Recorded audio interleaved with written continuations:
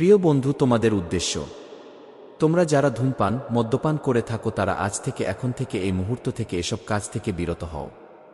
এইসব কাজ থেকে এখনই চলে আসো ভালো ও সৎ কাজের দিকে।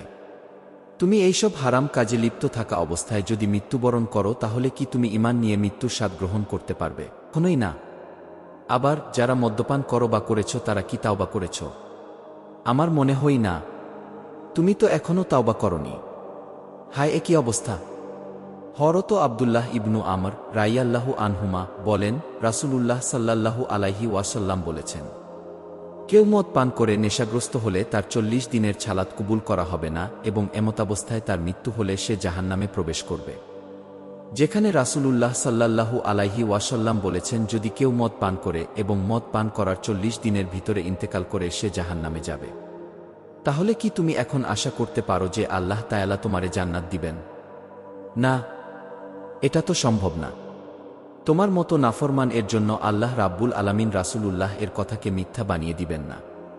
সুতরাং এখন থেকেই তাওবা করো যে এখন থেকে আর কখনো ধূমপান করবে না এবং এই মুহূর্তে তাওবা করো যে আর কখনো ধূমপান ও মদ্যপান করবে না।